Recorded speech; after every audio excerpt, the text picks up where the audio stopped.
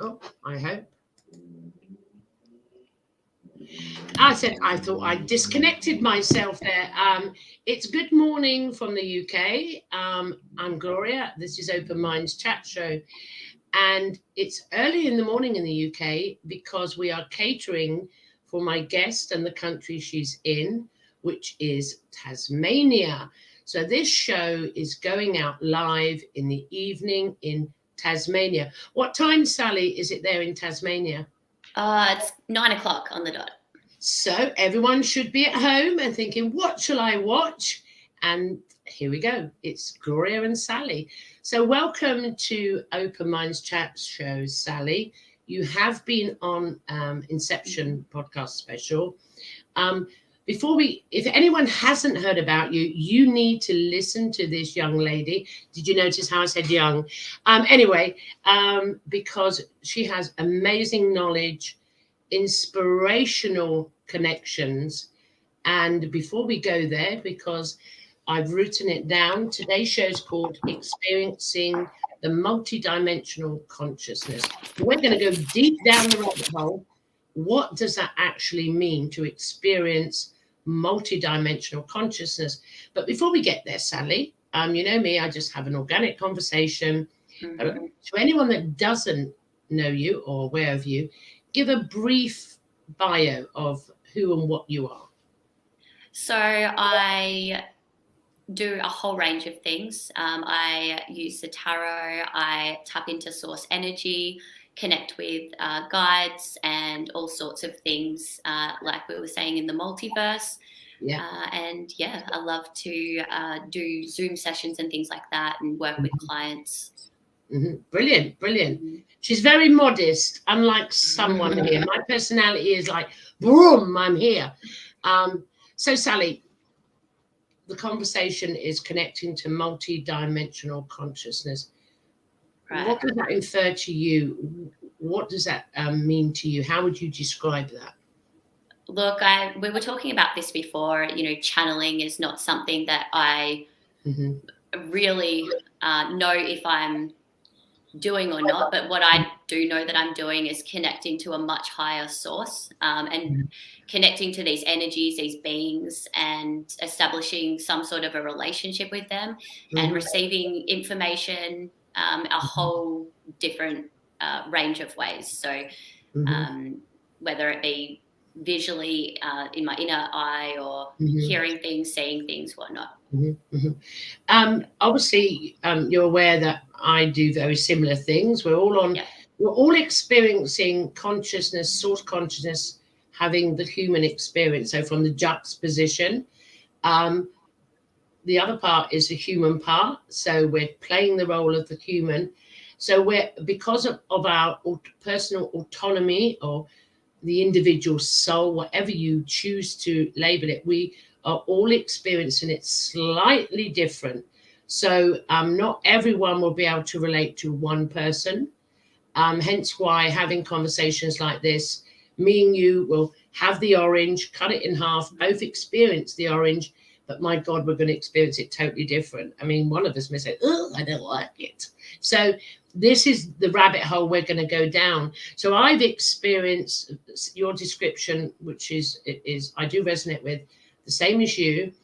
I'm going to come back and to start the conversation and say, through my experiences with, let's say, multidimensional beings, which include spirit, angelic, ascended masters, the gods, the Elohim, or whatever label anyone chooses to have, I have found that later on, through hindsight and through the process of self-realization, each time unconsciously expanded my awareness, or you could say the vibration I was resonating at. Does that play okay with you? Definitely.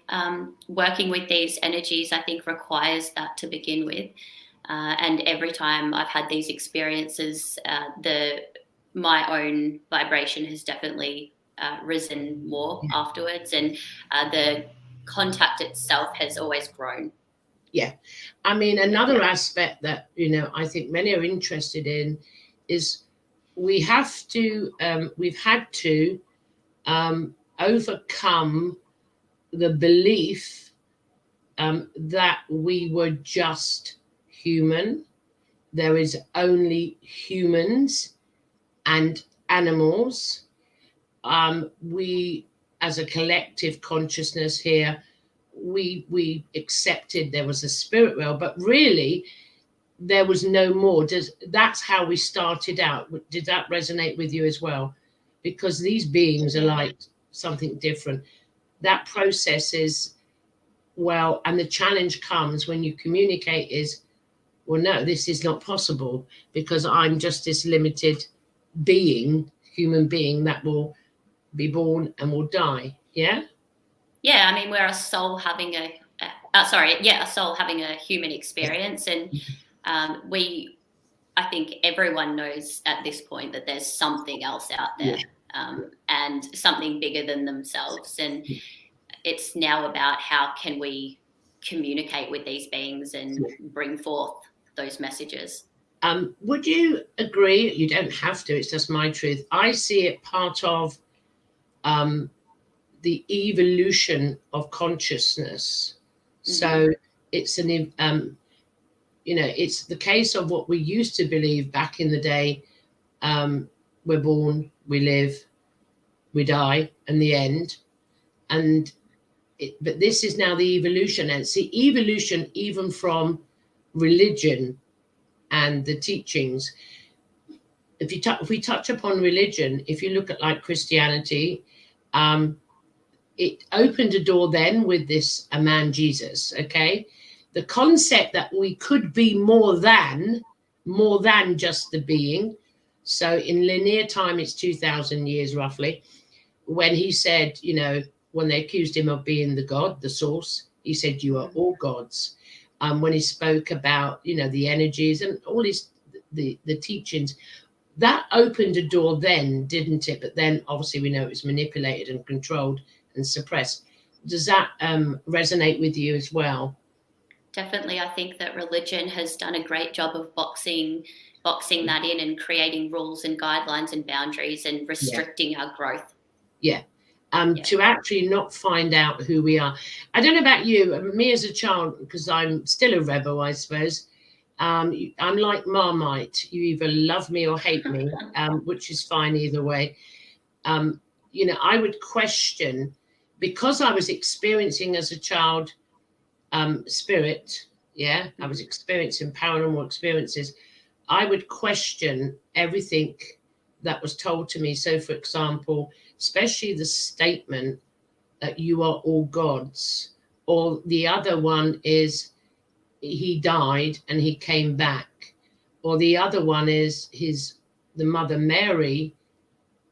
Well, when she got pregnant without sex, it must have been hybridization. I didn't know that word, but I had a child's realization that some God energy must have magicked her. So as a child, that's a process that I come in, and I suppose that's where I started as a child, this thing we call discernment.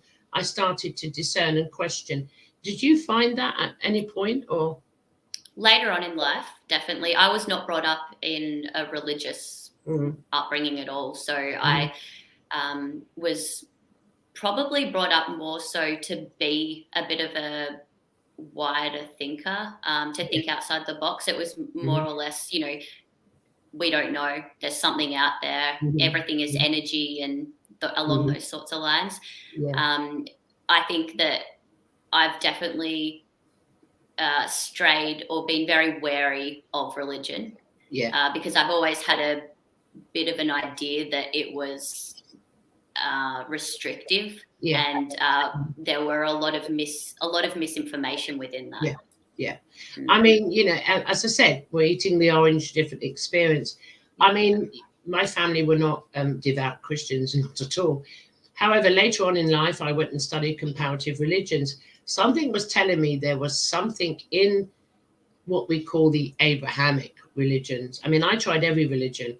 I've been a Christian, a Muslim, a Buddhist, a Zen. I went, I was like the book, The Alchemist. I went everywhere looking for the truth, and finally found that I was that, so to speak. But when I studied and researched, that was just my path. I found like these nuggets of truth in there.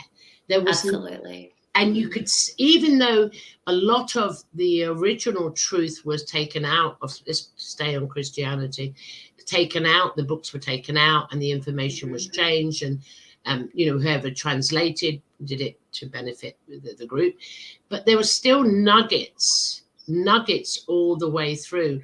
And because I was experiencing spirit, and at the time ET, which I didn't know until later on in life, I thought they were like, I've said it so many times, I thought they were dead midgets or dead children that I passed over, because I had no inference to extraterrestrials when I was a child. I think I was more open to seek and find in comparative religions. I spoke to scholars, I spoke to my peers, we'd have, a discussion. There was never an argument, but every time I touched on we are more than, the conversation was stopped. They knew, the scholars and the peers knew, in Christianity and Islam, they knew, but they were scared to speak it. So that's where I come in, and where you come in. Same path, but I'm trying to show to the audience, no way is the right way or the wrong way. We're coming definitely the way we're supposed to go. Off the back of that, do you recall your first, let's call it your first interdimensional experience, and what happened? My first conscious experience that I knew, I think as a child I had lots of experiences, but at the time I didn't quite acknowledge them for what they were. My first experience that I was conscious of only happened a few years ago, and it was after I'd been doing some transcendental meditation. I was listening to vibrations and things, and it had been a few weeks of this, and all of a sudden I had images in my mind, and they were coming forth and just dropping sentences and words to me and started speaking to me. And I sat back and just took it all in. And after that, there was no fear at all. It was a really pleasant experience. It was really loving and deeply connected. And after that, they started happening a lot more frequently. Yeah. I mean, I've just got to say, there's a gentleman called Ryder Lee in the chat room. Hey, Gloria and Sally. I made it. Got awake early in the morning, but I couldn't miss it. Thank you, Ryder, but don't stay on too long. You can watch it on the rewind later on. You need to get up in the morning, so go to bed. You've been told by your stepmother. Thank you, Ryder. It's, I'm so much older than you in linear times, and I can't really remember how can I put it, in a linear time, which came first, because of, the grey cells, and so much has occurred. However, one of my major conscious memories was I was a teenager, in the front room, my mother's front room, and I was ironing my school uniform, okay? And I was consciously awake. It was, there was no sleep, there was no astral, and I was ironing away, and all of a sudden, I noticed as if time was slowing down, or I was slowing down, and I was becoming like the observer, and watching the iron go down. And then I remember like a sensation. I don't know if you've ever been to the dentist, where they put the gas on you back in the day, and it's like vroom, vroom, vroom, vroom, that sort of. And it was similar to that. It's so hard to articulate. And as this was happening, I was facing the wall, my mother's awful wallpaper. I mean, back in the day, it was just like paisley and nasty stuff. And then all of a sudden there was 2 big black almond eyes. And I still thought this was spirit, by the way, as a teenager. I had no idea. And coming out, but everything was slowing like this. And I don't remember no more as they come out. There was 3 of them. And next thing I think I'm on the sofa or still ironing later. I'm just back. And I just thought this was paranormal spirit. You know, this was normal for me to experience it. But it happened so many times. I had no understanding the effect upon me. There was no fear, though. Even being awake, there was a meditative state. I was ironing. There was absolutely no fear at all. So that's my sort of first major that I can recall as a teenager experiencing. And then obviously after that, it just went through and up, still going on up to today. These beings, these multidimensional beings, people talk about there's so many types of civilization. And I don't go down that road because we don't know everything, and no one being knows everything. We only know our truth and what we experience, and we share with another, and we listen to another, go, wow, I never knew that, you know, to expand on. But on the back of that, what we have to label here for the audience, what type of beings have you connected with, made contact with in your realm? I'm aware that from what I've experienced and my interpretation of it, a mantis, a white lion, some sort of like almost like a pixie sort of looking thing. There's been a troll as well that's come through. There's been a Esasani looking being. I had to look that one up because I wasn't quite sure what it was. Realized that that's what everyone calls it.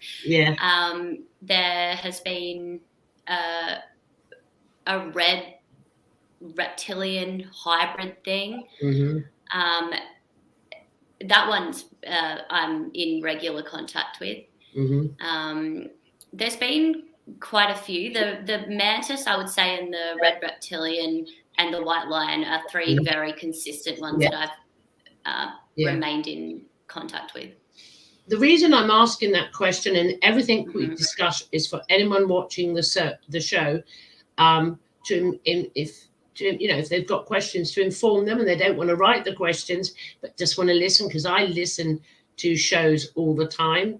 I don't necessarily write. I just take it in and digest it and resonate. Did you find a difference, let's say, with the reptilian and the mantis? Did you, and the trolls and the lions, which I would just categorize as the elementals? It just makes it easier. The elementals, there's more diversity and variety in the elemental realm than we could even count. Was the vibration different?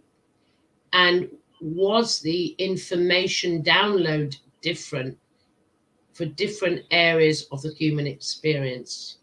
Definitely. So the, as you called it, elemental types were I really felt a need to express my voice and express through, written work and speaking and things like that. The mantis energy was extremely loving, very, very strong, serious. It was quite intimidating. I remember once as well, after making contact with this mantis for a number of months, it then came through physically, and I had physical sensations, like my eyelids were fluttering nonstop and I couldn't control them, and I started clicking and things like that with my mouth. Then there's, the white lion was more just like in my mind's eye. The red hybrid that I'm in regular contact with comes through astrally or through my dream state. He has, those experiences are very lucid. So he has actually like touched my body and healed me. Like he put his hands on my feet.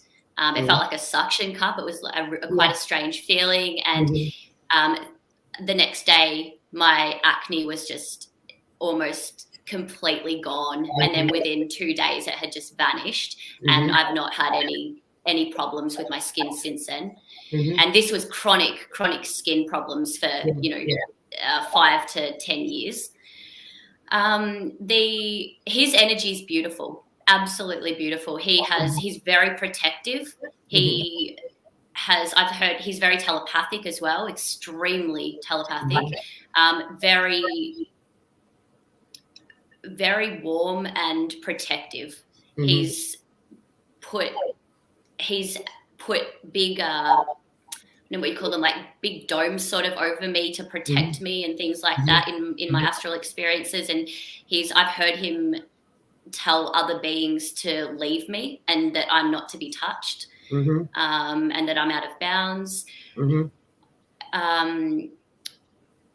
So all completely different. And I feel different after connecting with these beings as well. So they'll leave me feeling different, whether it was, feeling a great sense of warm love, or whether it was stepping back and feeling quite empowered or protected. I mean, the beings that have affected me mostly, I mean, when I found out, in about 1987, I had experiences what I would call with the greys, that really, I mean, they've tailed off now because a few months ago I told and said, no, I've had enough of that experience. I'm going somewhere else. It's the right time. I found all the way through that, the experience with what I call the greys, the little ones and the tall ones, was more of, this is going to sound, the only word I can use is hybridization. I was taken many, many, many times. No fear, no nothing, as if it was familiar, but I knew this was something that I agreed with. So it's linguistics now. I'm going to use that. I still don't like to use them, but I can't find at the moment an alternative, unless you want to go into telepathy. That would be so much easier, I think. So it was part of the process. So I had, it seemed like hundreds and hundreds of experiences where my consciousness was taken, for what people label the program, but I was aware, just like I've had 6 children, I know the procedure. It was normalized. So that was the major part. At the same time, I had these, that was totally different reason that they were doing that. It was for, I now understand it to be for the evolution of consciousness. I get that. But at the same time, the spirit has always been there, but at the same time, the other beings were like, I used to call them angels. Our interpretations over the years change as we become more aware. And they were like angelic, I thought, energies. They were so high, they didn't have physical form, but I was aware they were there. And they would teach me, their interaction was, I remember teaching me how to be a human. I know this sounds really weird. I obviously didn't listen very well, and how, the human aspects. How do humans get angry? How do humans kill each other? Why? The whole process, and multiple experiences like that. And it's only with hindsight now I was being taught how to play the role of the human. So that was a different one. I can bypass quite a few experiences now and jump into contemporary times, because I'm that old linearly. Okay. The experiences shifted massively when before I got in contact with Rob. Yeah. Before I got in contact with Rob, I'd moved. I was going to move, and different energies were coming in, and I didn't quite recognize what was going on.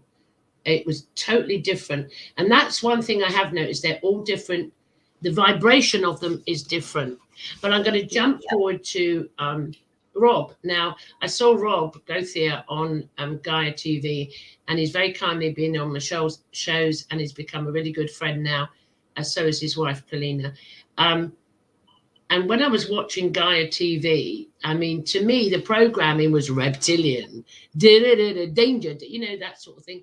I listened to all of the channelers on Gaia, and the only one I really resonated with, really, and Gita Rose, I've had Gita Rose on the show, I resonated with her, but was Rob.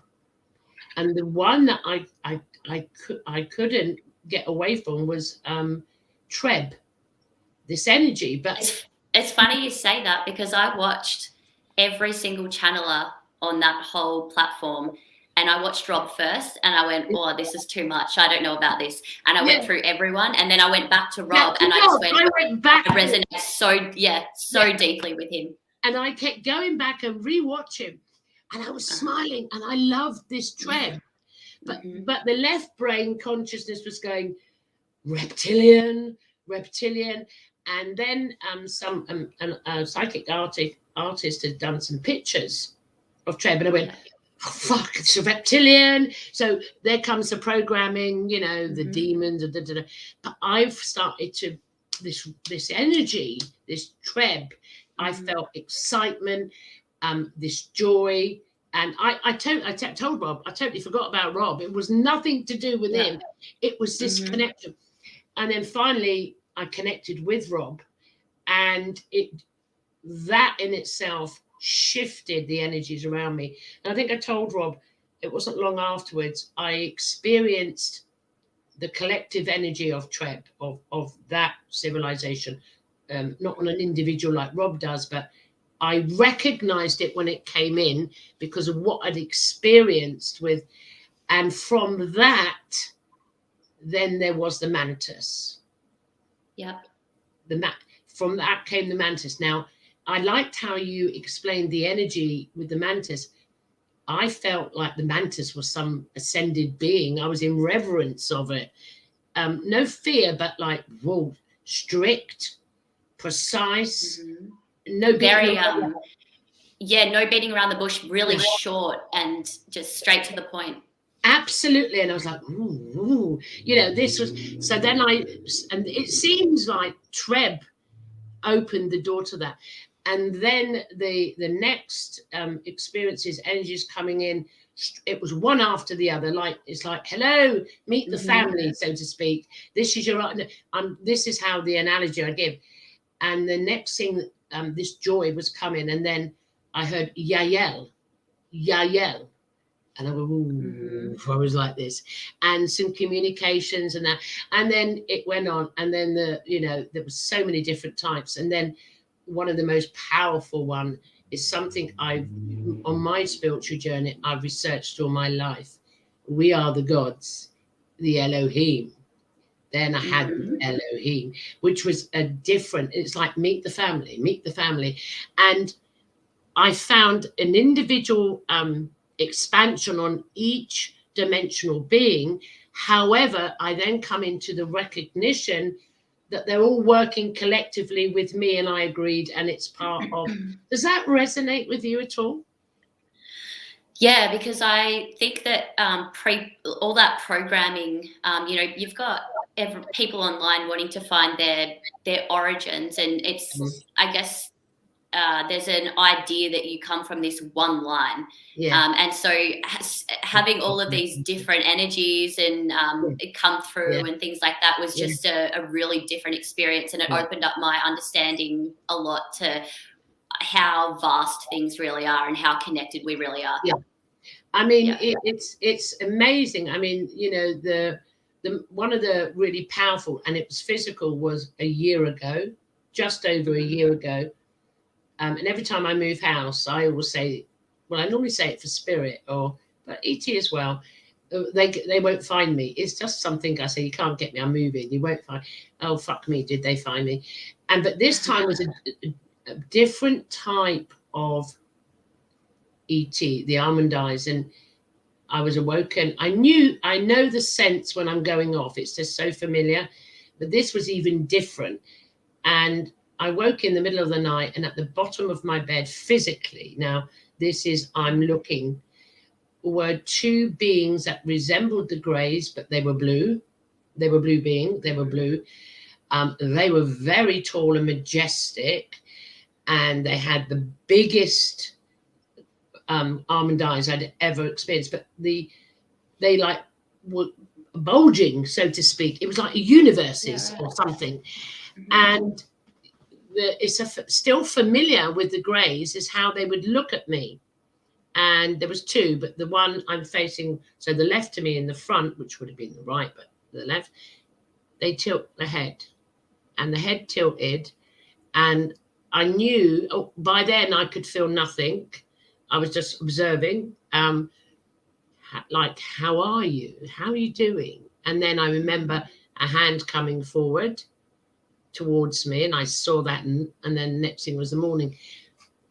That information from them, and I don't know if it's true, but I've got an understanding the Arcturians,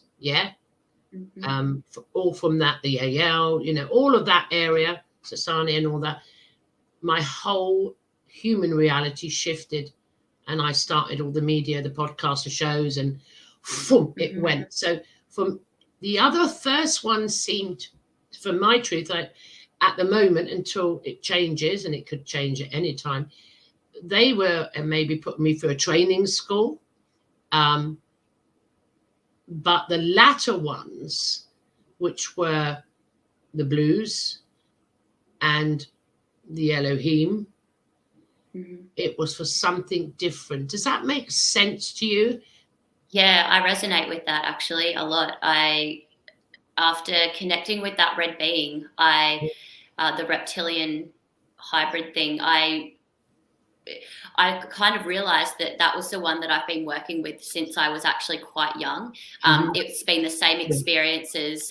He shows me his world a lot. So he shows me where he's from, how the technologies that they use.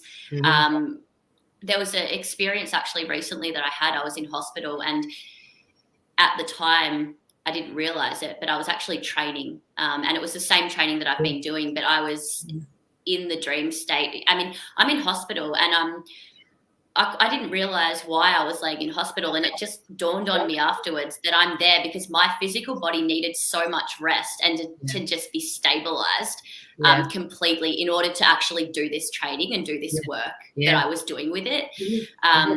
And when I'm, since I've moved and state and things like that, the connection with him has just grown and grown and grown. And I know that what I'm doing, following my soul's truth, and that just seems to be leading that way.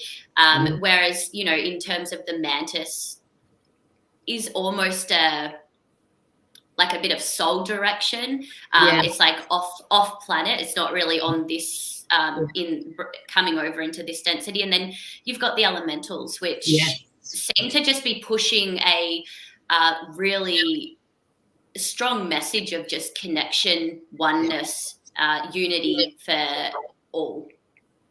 I'm with you. Sorry, I got distracted there by a comment that come up. I do apologize. I mean, it's the whole point is what we're doing now, and just in a conversation, is the word discernment. We're working, we're talking to each other, reflecting back, and expanding our perception or understanding of what we've experienced.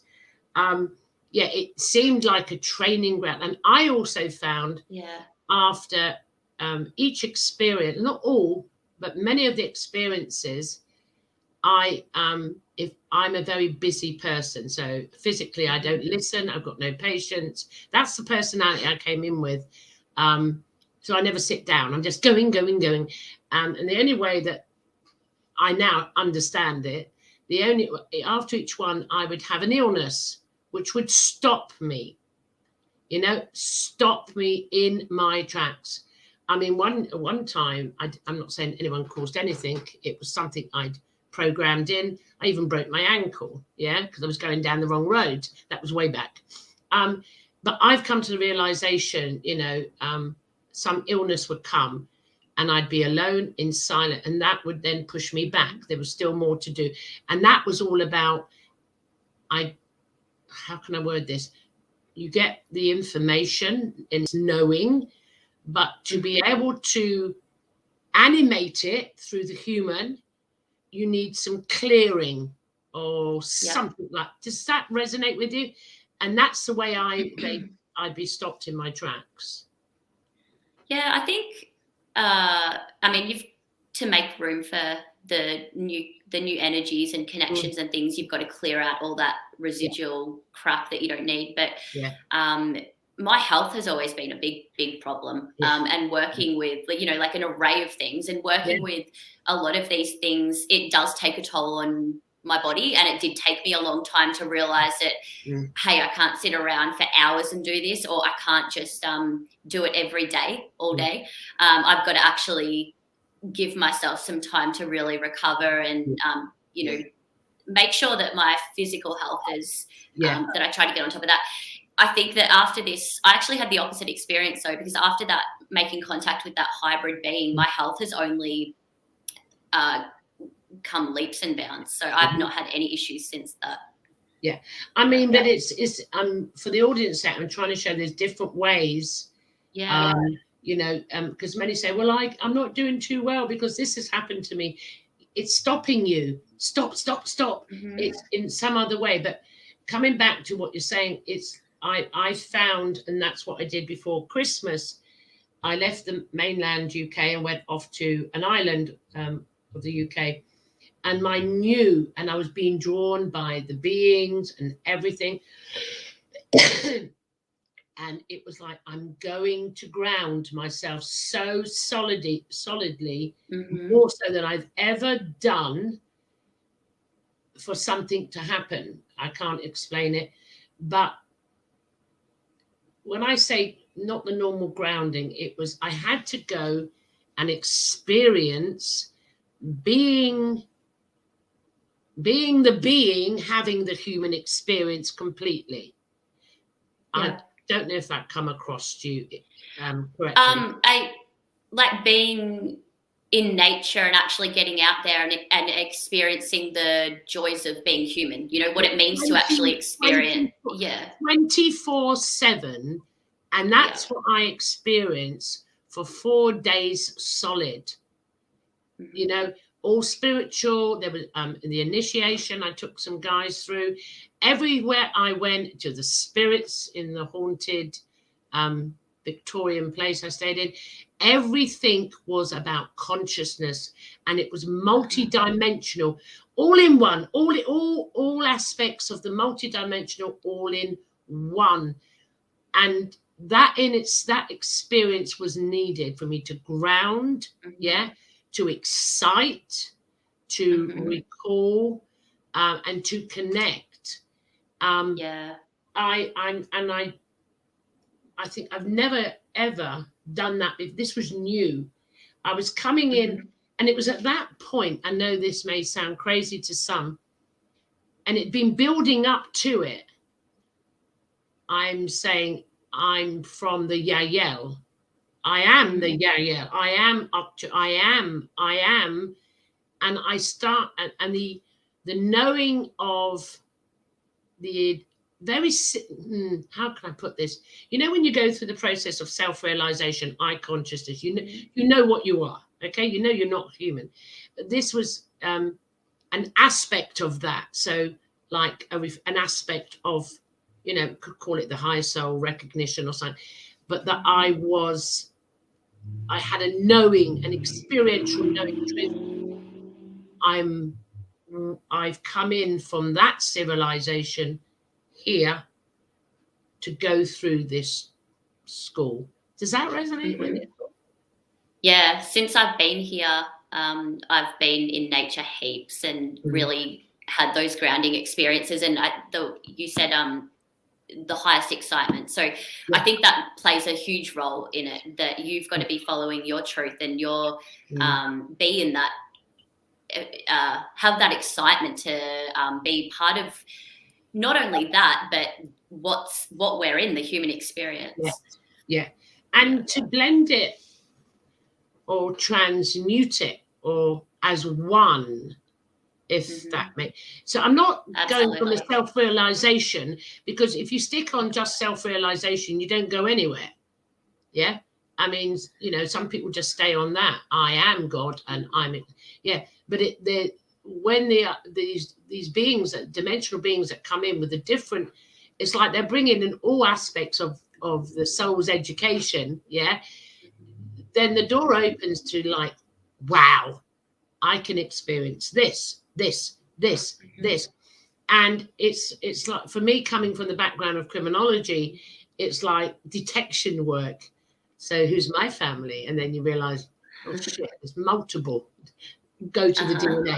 There's multiple. And then you go, well, where do I resonate? Who, you know, but that opens your consciousness to the that there are all probabilities and all possibilities for this conscious being source, not to expand the terminology. Hold on, let me try another way. We say I am consciousness or source, or I am a multidimensional being experiencing being human. So that's a one experience. What happens is I, consciousness source, now as a Homo sapiens sapien, can experience multiple experiences. Does that resonate with you at all? Yeah, it does. I think I've said before, it's like our family or our lineage here on Earth. I mean, we've got where our parents and parents were from, but we've also, you know, that just continues on, and it's all over the place. So I would assume the same within the multiverse. Well, yeah, I mean, it's like, and then the more, but that, for me, I don't know how it is for you, for, you know, and the audience to, you know, to take this is, I said it's about the continuation, the evolution, but then that takes you to, then that in itself, that experience with the multidimensional beings expands or upgrades your knowing that I am consciousness having a human experience. You see, and you become more self-realized. So it's like, and then that just puts you in contact with the next, you know, sort of more energies and things. And it's that knowing each time. You can't just sit there and say, I am self-realized, I know who I am. No, but each contact then expands that.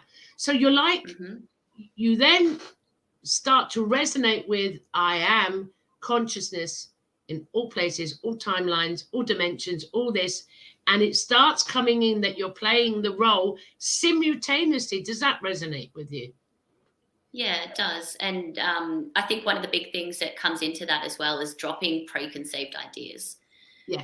So what we were talking about before, you know, like the reptilian line, they've got such a bad reputation, and it's based on, they really are the gangsters. You know, it's just, I think that's just based on you know, whispers and things like that, just continue on, and it's easy to chuck a label on something like that. But when you really think about it, I mean, there's humans that range from one end of the spectrum all the way up to the other, and it's the same as everything else in the universe. You've got I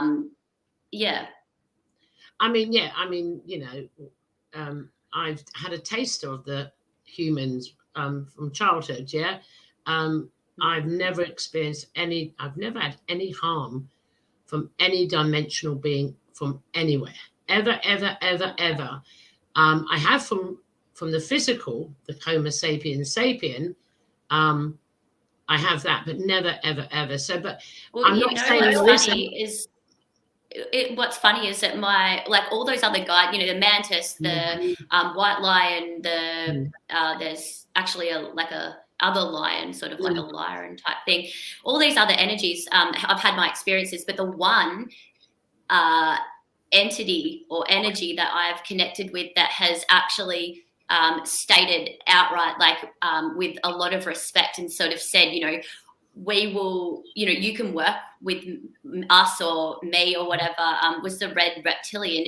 If it's within your highest desire, if it's within your soul's truth, you make the choice. So it was actually really gave me that option, gave me that choice, whereas the other ones seemed to just kind of come. So it was completely respectful. And we were talking about Anthony before, Canadian Awareness, who's a fantastic channel.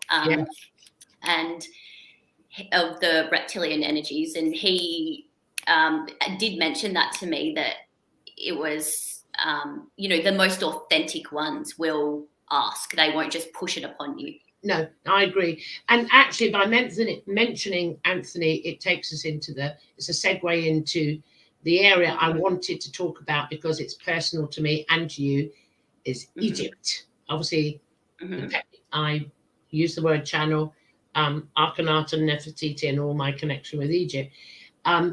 When I watched him, and I said to you off camera before, it just come up, and you said, I knew I was supposed to post that for a reason. As soon as I started, because I go by vibration, that's the way I do it. I don't really listen so much to the information. I'm on the tone of the voice first. So if someone's talking, I watch many shows and I normally switch them off, because I go on the vibration, and if it starts to connect, then I listen to the words.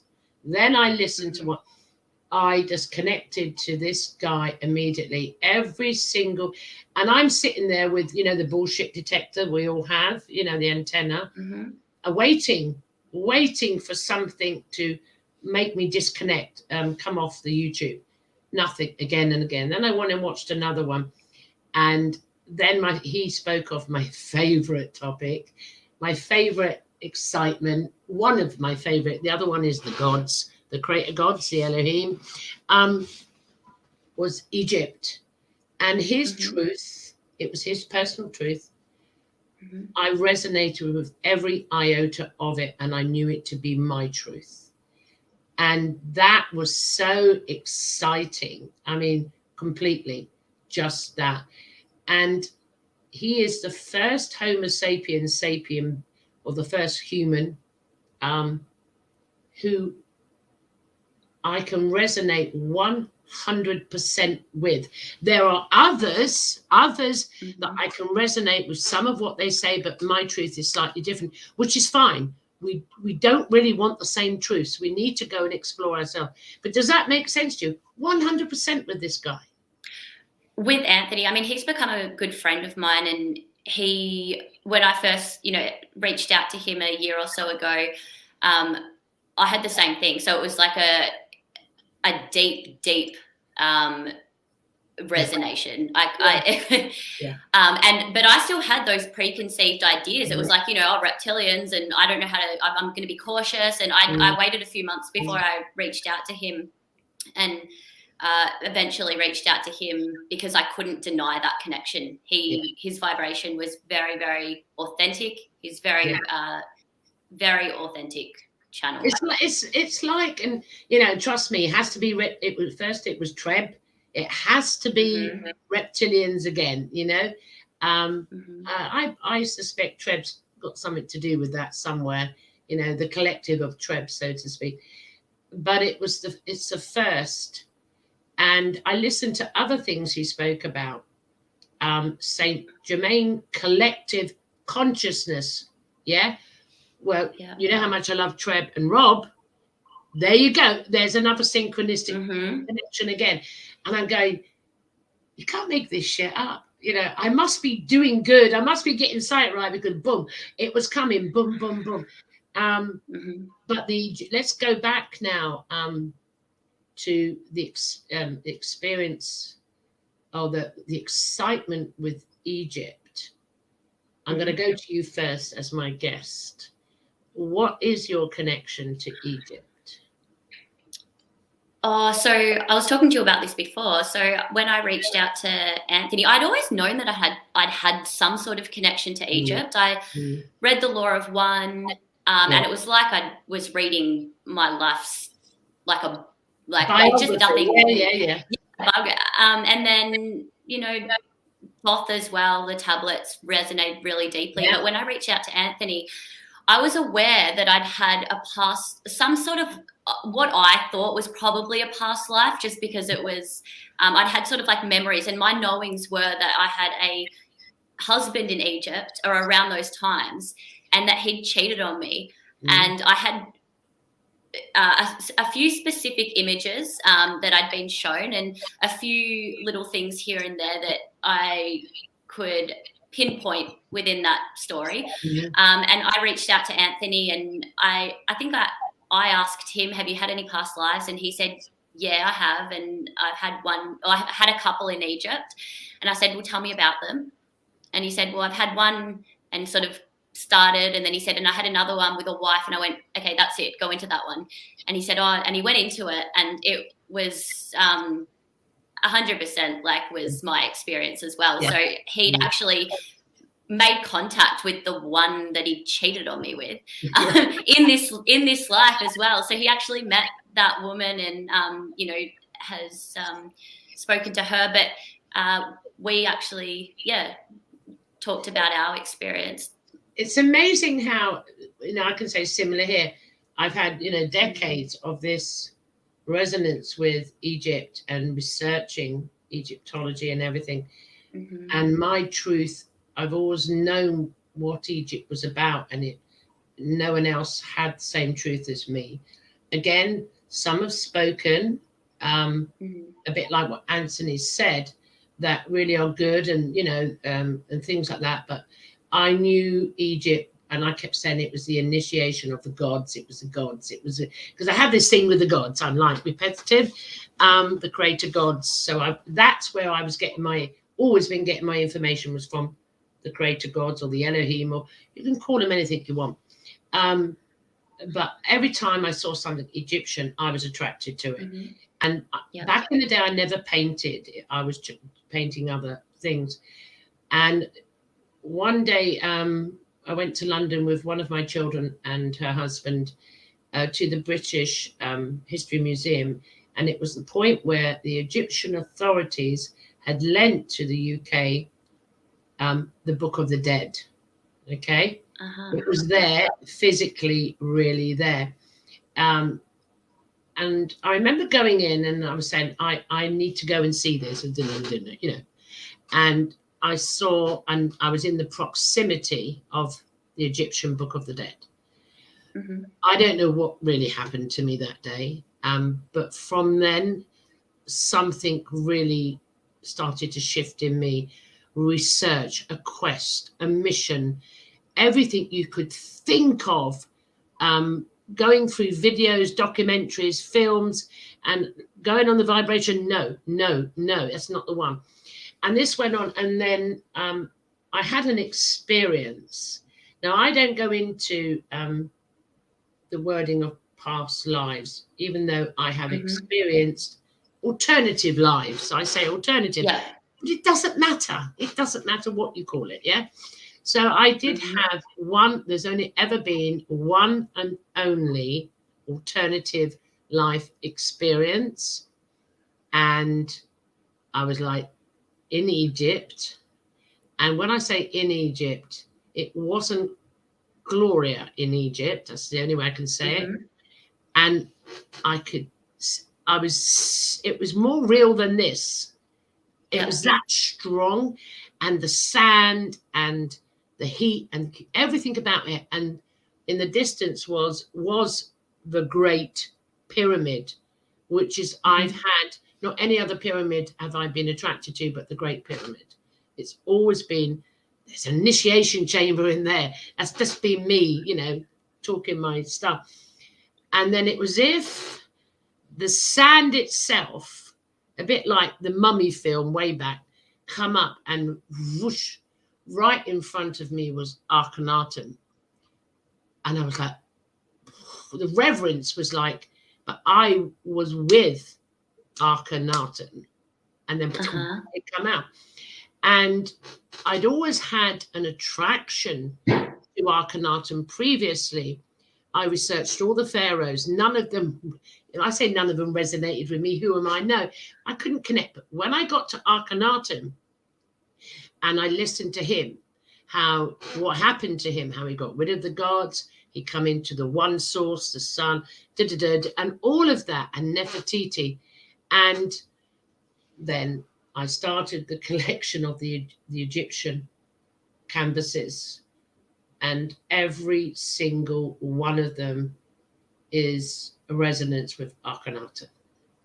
And when I listened to Anthony, he didn't speak about Akhenaten, but what he was talking about, his truth, I said, that's mine.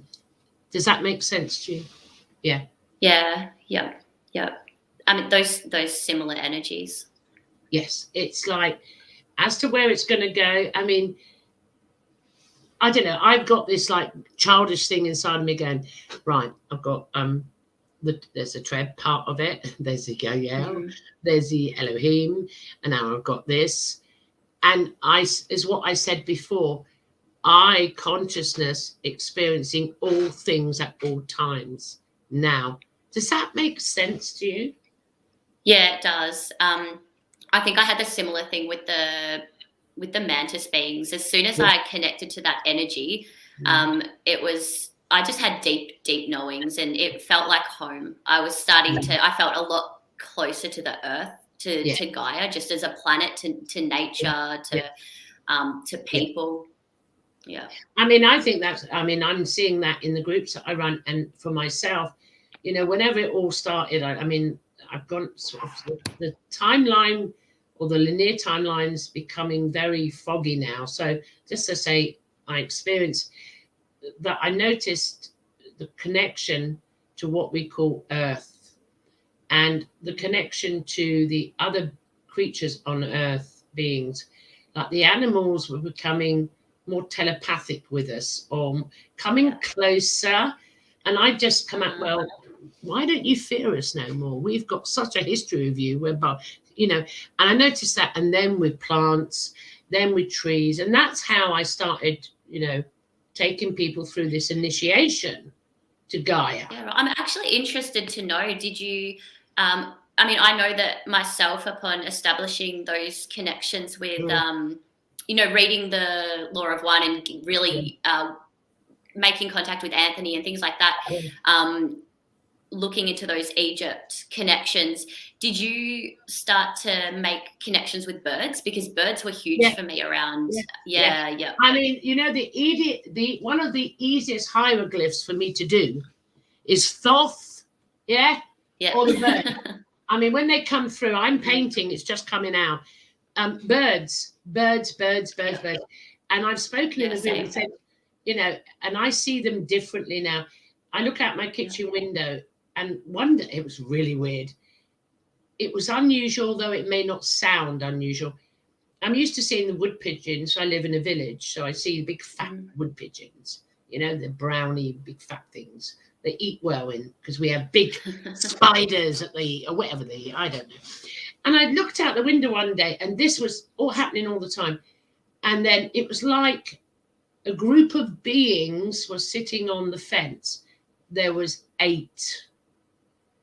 And I looked, I didn't see wood pigeon. I saw the image, and I was like, whoa, something hit. And I felt like they were watchers.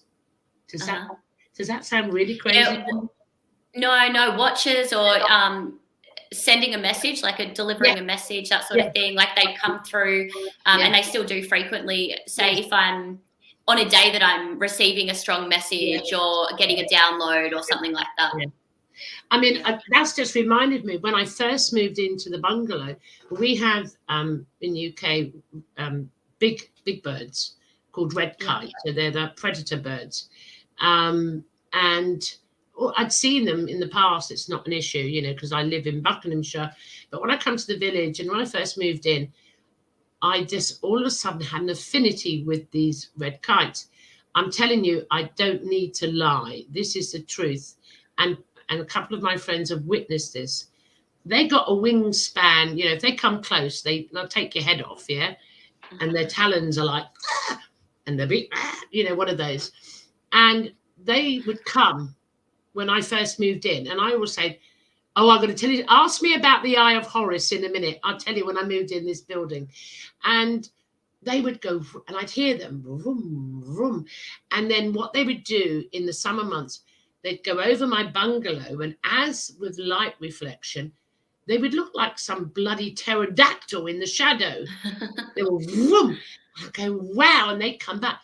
And then I start to say, and I put food for them on top of my art studio in the garden. And, you know, they would come down, whoosh, straight down and pick up the food. And then I had friends, I said, oh, you should see the red kites.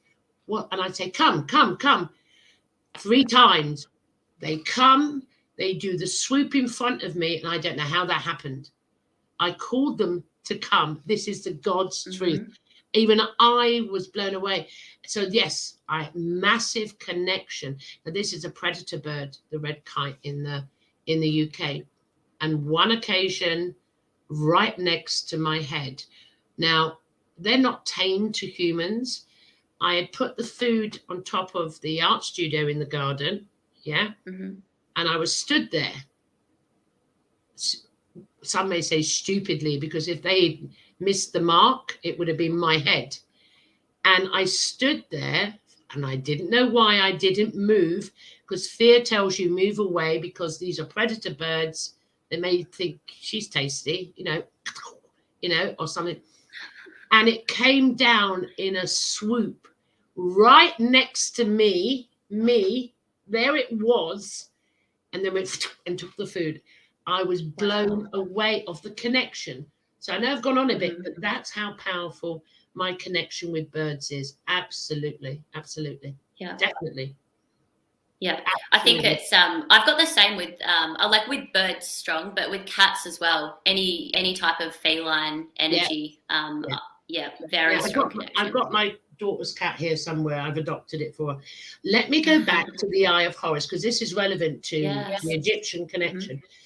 So when I moved in this bungalow, it's about a year and a half ago, and I moved in July, the summer months in 2020, I think it was. And I have a massive tree outside. So I open my front door, I sit on one of my sofas, and I look directly out, and there is this beautiful old tree. It's all I see. And I was sitting there one evening at the very beginning, and this also was before the Egyptian collection started in the canvases. And I was looking at the tree and just looking, and my eyes started to go up you've got the trunk going up, and I started to look up, and I've gone up about 9 feet or whatever it is. I don't do distance. As I looked up, I went, and something glistened, what's that? So I got up. I will send you a picture in Messenger. And I walked towards the tree, and I went, what the fuck? On the tree, naturally, in the grain of the tree, is carved the Eye of Horus. Looking at I can still see it now, looking at my home, looking at me. And I went, no. I've got my son. Come on, am I seeing things? No. And I took pictures of it, and I have the Eye of Horus from nature. No person in this village. I don't know if you've seen the film Hot Fuzz. The people that live in this village are from this film Hot Fuzz. They're not right. I'm telling you, you don't even see them. God knows what they get up to, sacrifices or something in this village. I have no idea. So they're not going to climb up, 9 foot or so into a big tree to carve. And it's in the natural grain. And when the rain comes down and runs down the trunk, it runs through the eye, and the lower part that I've painted, it comes out. That is my connection to Egypt. You couldn't make this shit up, could you? Yeah.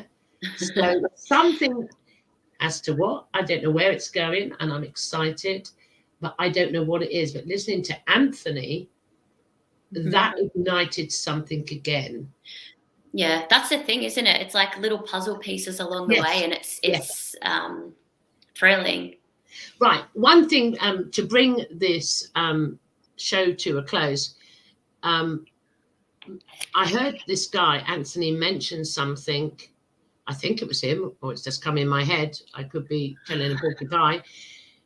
I've had this feeling for some time, especially the past year, no longer, I must admit, but really strong in the past year and recently, like now, that, and I think I heard him say, I could be wrong, or someone said it, the beings, the dimensional beings that we've been speaking about today, or how can I word this?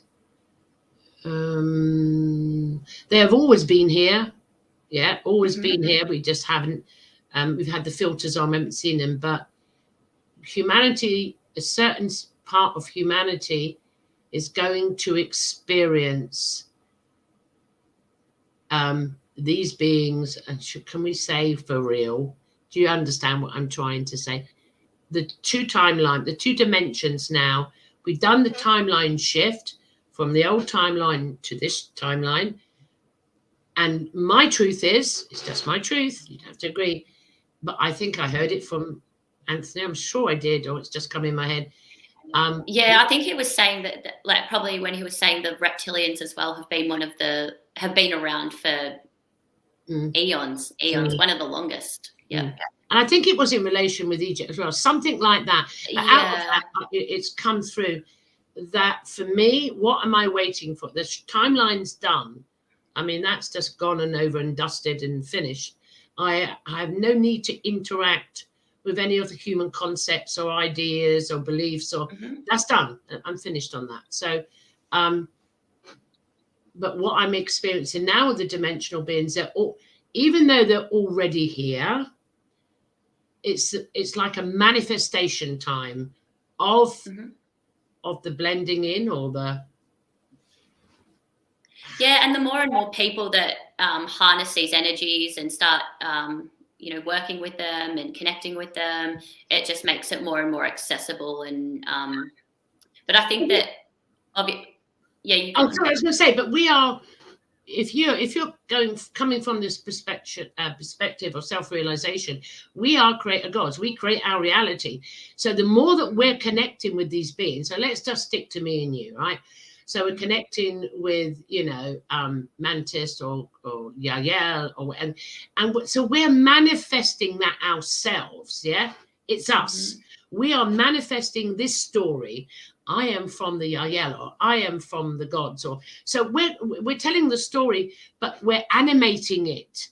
So that's the law of attraction. So the more that we articulate and connect, the more people that do. But let's just stick to us two. We are manifesting it. It has to come into the reality, just like we manifested this timeline from the old timeline that basically died at the very beginning of 2019. It was cut dead then. And one time, that's just my truth, could be wrong. One time I went one way and I'm aware of it. I'm watching a movie, so to speak. And this is how I'm perceiving now where we are. We're creating the contact with these beings, and the more that we participate in the evolution of consciousness experience in all things at all times, it's quite obvious that the physical structure and of this reality that we're in, the 3D at the moment, is going to merge with fourth or fifth, whatever you want to call it, part of the story. Yeah, and it's it impacts the collective consciousness. And I think that discussions like this are really important because, like you said, everyone experiences things differently, and they perceive it, experience it differently. And I think it's important to get these discussions out there so that people can start talking about what they're experiencing, how they experience it. What do you want to create? I always say, what do you want to experience? You have a choice. I've got to say, Ryder Lee has just said bird whistle. Ryder, son, if you're calling me a bird whistle, all right, I don't need a bird whistle. If you're calling me a bird whistle, wait till I get hold of you. And then there was another comment there Ryder put. I've got a big up Ryder because I love Ryder. He says, you can say you're a god and everything all you want. But if you don't believe it and act like it, then it means nothing. Actually, there is truth in that. If you don't believe that, I'm going to rip that apart now. If you don't believe, it's not For me, it's not about, the word belief is okay. It's a knowing. It's a knowing, not a belief. It's a knowing. And that's another thing, you know, and I know Ryder knows it was just a word he used, but that is true. If and he's raised that, and we can leave that with the audience. If they say, well, how do we find out? How do we believe we're God? Or it's a knowing. It's a knowing. It's not a belief. And getting rid of the conditioning, getting rid of the preconceived ideas that you have to experience things a certain way or it looks a certain way. Yeah. I know that we're running short on time, but it goes. Right, no, we can go over time. It's fine. Yeah. It's fine. We've spoken about our experiences of being abducted and things. So I always thought that being abducted was like just physical, and you know, and I didn't. Anthony, I think it was actually Anthony that confirmed to me that the experiences I'd been having and had many of were abductee experiences. I had no idea. Yeah. And that's because I had these ideas of what it would have been like. Yeah. I mean, that is a great point. I mean, you know, the word, I've heard it for many years now, decades, abduction, and I was never abducted. For me, abducted is a human concept, and then it has human conditionings and outcomes and, you know, victimhood. And I always resonate that back to when I had my 6 children, you know, 4 natural births and 2 cesareans. It was out of my control. Doctors, nurses, whatever, you're going to have an emergency. This had to be done to me and that. And, you know, I didn't feel like I was being taken against my free will and procedures done on me against my free will. Well, our higher self signs up to this. Yeah. I mean, we can make that blank statement. However, for those that are coming in, you've got to say, I would say, we made this decision. I created everything I'm doing. I already decided I'm going to do this. This is what I'm going to experience, and it needs to come in increments, and I can evolve through that. However, if someone says, well, how do you talk to, you know, how do you open the door to this? How do you, and you touched upon it about doing the work. So I'm going to pull that back now because I think it's relevant to what we just spoke about. How do we start doing the work? No pressure, sweetie pie. How do we start for the audience doing the work and connecting to ET? How do we do that? I think finding what works for you. You know, what worked for me was trial and error of, you know, trying to meditate, realizing that didn't work. So what did work? Doing transcendental meditation, that helped expand my mind and just put me in a state of allowing my mind to flow freely. Connecting with earth, so taking myself out into nature, grounding myself and spending a lot of time amongst those sorts of things, listening to frequencies. I know frequencies were huge for me. They really opened a lot of doors, and I still listen to them on a daily basis. All sorts of things. You know, there's that hemisync. So hemisync's been great. I know that there's been lots of like I listen to a lot of gamma as well. Gamma seems to really work for me. There's no right and wrong. Like you've said, there's no right and wrong, and everyone's going to experience it differently. So, I mean, you know, to show how we're all on the same experience and how we come into it differently. I was nothing like yours. I came through it through being seeing dead people first, experiencing ET. I had no idea I was experiencing it, and then later on in life, the door opened for me through self-realization. It was so it was. I think that's what probably opened the door for me as well. Really, The land for me was Eckhart Tolle back in the day, and Alan Watts. Oh my God, Alan Watts! I mean, you know, Alan Watts is great. I play the Alan Watts with music, his little words. It was so direct, a bit like the Mantas. Dum, dum, dum, wake the fuck up. Do you know what I mean?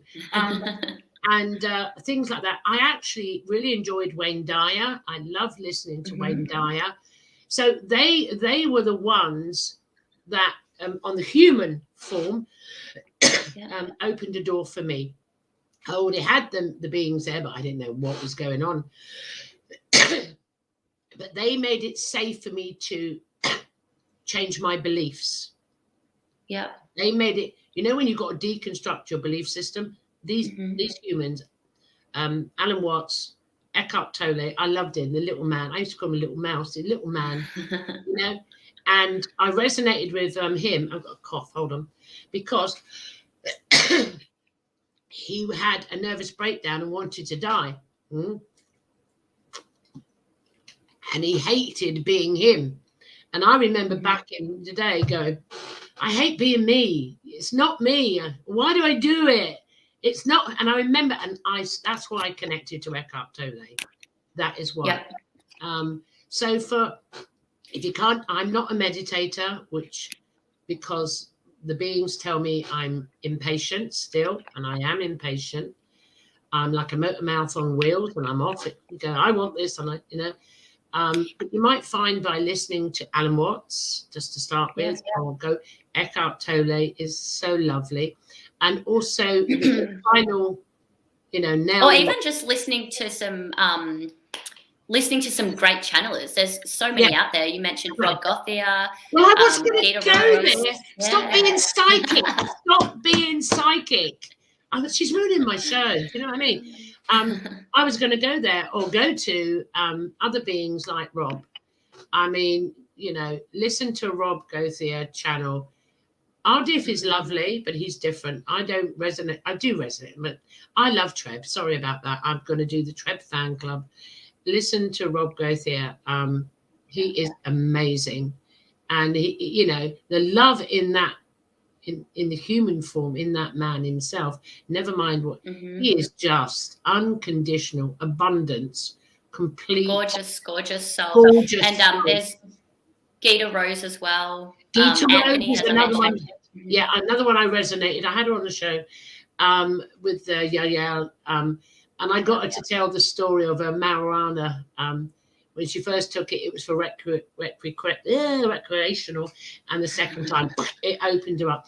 So we're trying to show you ways that if you're interested in any, if you say I don't understand a fucking word you're talking about, but I'm interested. We're trying to give you many different roads you can go down. You're on your own road. One of them will resonate with you. So you don't have to go direct to, the beings. You can go to human beings that are talking about this, or Anthony. There you go. We forgot. Anthony.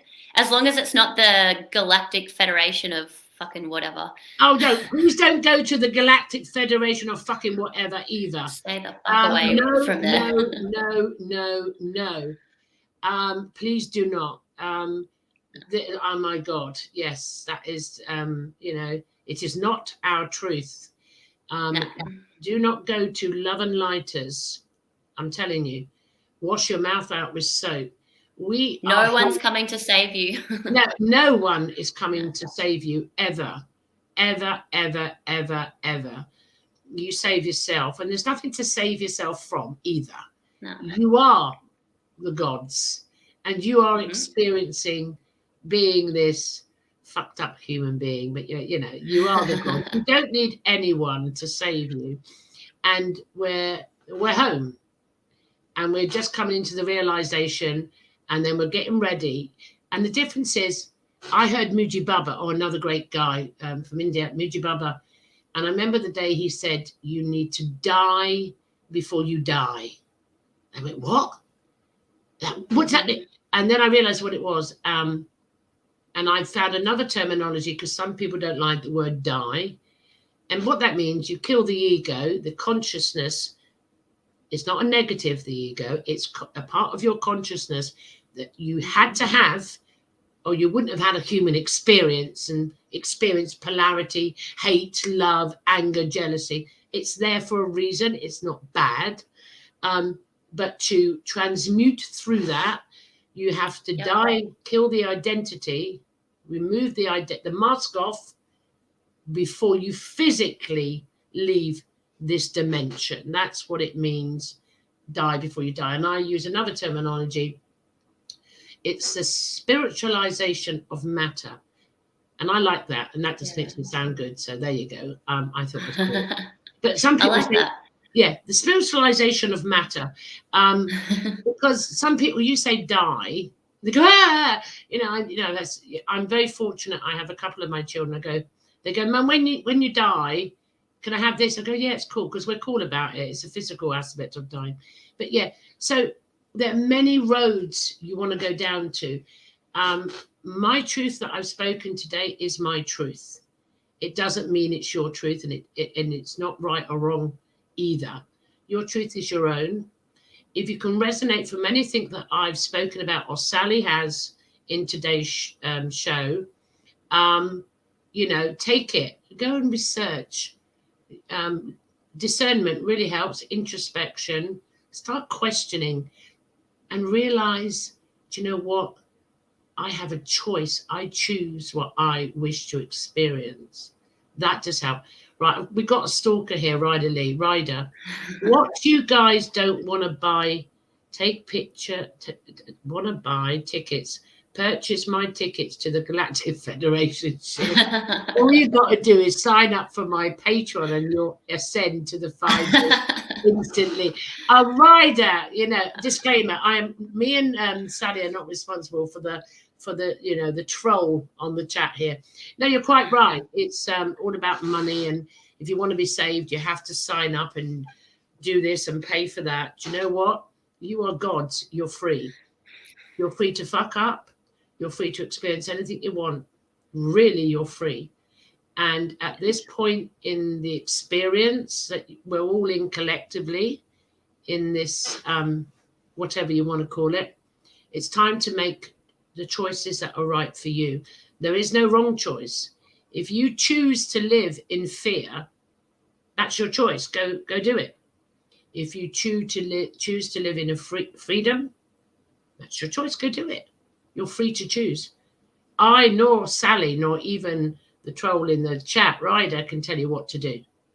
And nothing you do is wrong. It's your experience, your journey. However, if you like anything we've spoken about today and the pointers we've given where you could go to find out more information, give it a go. You've got nothing to lose, do you know? I think it's the journey that led up to it, isn't it? It's not the fact that now I'm making contact. It's the fact that I've spent, it's a journey. It's a journey. I mean, as I said, I'm slightly older than you, and I just feel like, it's been like this. It's been like this, but it's been going up. I can use that. Yeah. When I look back of all the things I've experienced and how many times I've ate humble pie, I know this to be true. And every so often, I know this, you've got to agree with me, you've got to blah, blah, blah. And then I went, oh, shit, that was a bit arrogant, wasn't it? No, my truth is my truth. And once it's a journey. It's not about the destination. It's about the journey. And there was I can't say the author's name. Another major player in my life way back in the day was the book, The Alchemist. I can't say his name. You mentioned that to me. He's got like a French name or something. I don't know. Pablo. Something like that. I do apologize if you're watching. And I remember picking up that book. I never put it down. And when I finished that book, I went, fuck. Everything I've been looking for is the one that's looking. It's me. Boom. Yeah. And then more training coming. So there's another one. Google The Alchemist. And my God, that book will change your life. And that'll open a door. And you can experience anything you want to. Anything else you can put out there. Maybe as well, we're only going to perceive, make contact, etc. with what's in line with our vibration. Yes. I mean, all of the above and more, or we may have not have mentioned anything that resonates with you, but I hope we've incited your curiosity. Curiosity did not kill the cat. It did not. That is oppression. Don't believe it. Curiosity goes through excitement. If you're curious about something, which is a really good energy to have, really, really curious, it feeds the excitement, and then you go after it. You want to know more. You have a thirst and a quest, like I did with Egypt and Akhenaten, and to finally I experienced Akhenaten. It was like, Yeah, I love you. That's Anyway, it. Your highest, your soul's deepest love, your highest excitement. You got to go there. yeah, but it's not just Yeah. one. No. You have more than one. It's Like multiple. dive in. You dive in and experience anything you want, wherever your excitement takes you. Do that. So Elka on the chat, Ryder Lee, we love you dearly. And Sally, thank you so much for coming on the show. Thank you for having me. And it's been a great conversation. And until the next time, I'm Gloria, and this is Open Minds Chat Show. Bye, guys.